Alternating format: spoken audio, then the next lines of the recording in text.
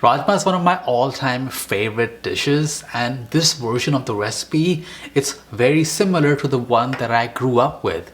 The actual recipe is under lock and key, but this one's my take on my nostalgic childhood favorite vegetarian dish. I'm just cooking the beans with some salt, and the Instant Pot does the rest, and you just let the pressure release naturally. But in case you didn't soak it for any reason and you want Rajma in a hurry, then check out my Instant Pot Rajma recipe. That version is no soak. Now there are several different varieties of Rajma, and there are different names in English. So there's the red kidney bean, there's the dark red kidney bean.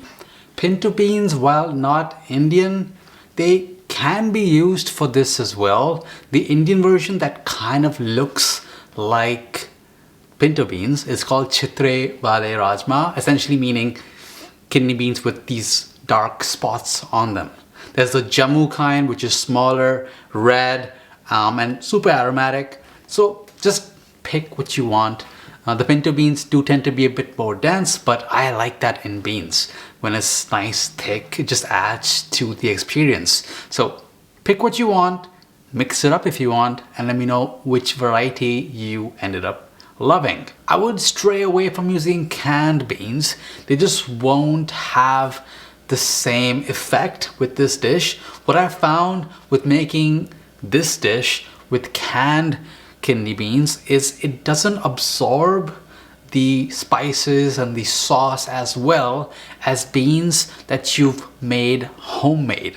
Okay, now I'm gonna grind the onions, ginger and garlic into a puree. I already have ginger garlic paste on hand, so I'm just gonna put that in with the onions, but if you don't, just place some cloves of garlic and ginger as per the instructions linked below. Just puree it with a tiny bit of water, and then do the same with the tomatoes. Puree it to a pulp. Now it's time to make the masala, the actual core flavoring base of this dish. Starting with some ghee in this large heavy bottomed pot and some cumin seeds and hing.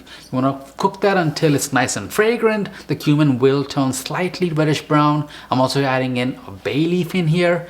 And once that's aromatic, add in the onion paste. At this point, also add in the Rajma Masala. You can get these in a box, either on Amazon or at your local South Asian grocery store, and some degi mirch as well. This chili powder adds lots of color without all that spice. This step is now very important to ensure you cook out the spices, the onions, until the mixture is kind of fluffy.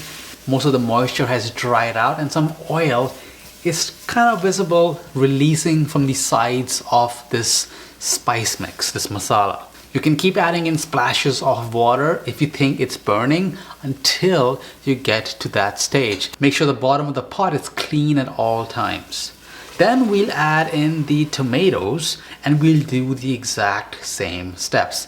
If you don't cook this well right now and you add in the beans and the water that the beans cooked in, it's gonna taste boiled, it's gonna taste like raw tomatoes, and it just won't cook the same way.